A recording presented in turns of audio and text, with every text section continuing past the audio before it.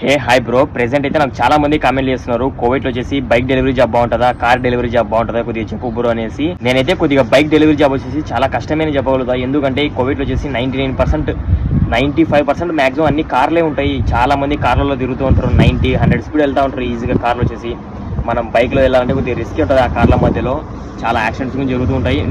నేనైతే మీకు ఒక ఎగ్జాంపుల్ అయితే చెప్తా చూడండి. కోవిడ్లో వచ్చేసి 95% కార్లే ఉంటాయి, ఆ 5% వచ్చేసి బైక్స్ అయితే ఉంటాయి. ఆ 5% బైక్స్ కూడా చాలా మంది డెలివరీ వాళ్ళు యూజ్ చేస్తారు. ఎక్కడో 1% కోవిడ్ వాళ్ళు అయితే యూజ్ చేస్తుంటారు. అవి కూడా స్పోర్ట్స్ బైక్స్ అలాంటివి అయితే కోవిడ్ వాళ్ళు అయితే యూజ్ చేస్తూ ఉంటారు. ఎక్కువైతే కార్లే ఉంటాయి. కార్ల మధ్యలో బైక్స్ డ్రైవ్ చేయాలంటే చాలా కష్టమే. ఈ మధ్య వచ్చేసి బైక్స్ అయితే తగ్గిపోతున్నాయి, అసలు బైక్సే ఉండడం లేదు. చాలా మంది డెలివరీ కూడా కార్లలోనే చేస్తున్నారు, తలాబత్ అంట ఇట్లా అనేసి చాలా మంది కార్లోనే చేస్తున్నారు. నేనైతే చెప్పడం ఏంటంటే కోవిడ్ లో బైక్ డెలివరీ జాబ్ అయితే చాలా కష్టమే. చాలా మంది కోవిడ్కి వచ్చేసి డెలివరీ జాబ్స్ కోసం వద్దాం అది అనుకుంటా ఉంటారు. చాలా మంది ఇక్కడికి వచ్చిన తర్వాత ఏం చేస్తారంటే, ఇక్కడికి వచ్చి ఏదైనా కంపెనీ వాళ్ళు కార్ ఇస్తాను దాంట్లో డెలివరీ చేస్తారు. చాలా మంది ఇక్కడికి వచ్చిన తర్వాత వాళ్ళు ఓన్ గా కార్ కొనుక్కొని, సేమ్ మన ఇండియాలో స్విగ్గీ జొమాటో చేస్తాం కదా అట్లయితే చేస్తూ ఉంటారు ఇక్కడ తలాబత్ అనేసి. అది వచ్చేసి చాలా బెటర్, ఎందుకంటే కార్ లో డ్రైవ్ చేస్తారు కాబట్టి. కార్ అయితే కనుక సేఫ్ ఇక్కడ కోవిడ్ లో, బైక్ కన్నా కారే సేఫ్. ఇది వచ్చేసి ఓన్లీ నా ఒపీనియన్. దాని తర్వాత అయితే ఇంకా మీ ఇష్టం. ఒకవేళ వీడియో నచ్చితే కనుక లైక్ అండ్ సబ్స్క్రైబ్ చేసి కొద్దిగా సపోర్ట్ చేయండి. 10K అయితే దగ్గరలో ఉన్నాం.